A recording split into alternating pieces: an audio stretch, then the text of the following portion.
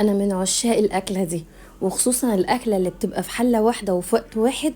بصوا خطيره. خلصتها، اشتغلت فيها من 5 خلصتها 5:30. طب ما تيجوا نشوف دي ايه. دي طاسه اوراق مخليه بالصوص خطيره.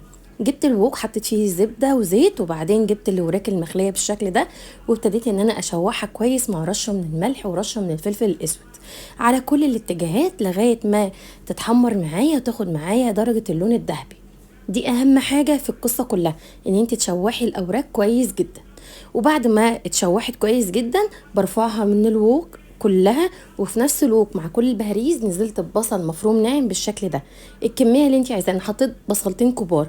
البصل دبل نزلت بفصين كبار من الثوم المفرومين ناعم. زودت شويه مكعب من المرقه، وبعدين نزلت بمعلقتين كبار من الدقيق، قلبت لغايه ما اختفى.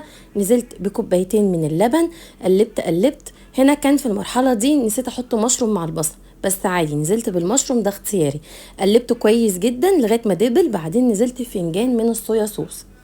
اخر حاجه خالص بعد ما حطيت كل المكونات الحلوه دي، نزلت بكوبايه من الكريمه، وظبطت الملح والفلفل الاسود، رشه من الملح ورشه من الفلفل الاسود. وبعدين رجعت الفراخ تاني في كل الصوص الحلو اللي احنا عملناه، ومع كل البهاريز اللي نزلت من الصوص، وسبتها على النار تاخد غلوه كده مع رشه من الكزبره الخضر. عايزه اقول لكم يا جماعه خطيره. قدمتها مع رز بسمتي، وجربيها وبالهنا.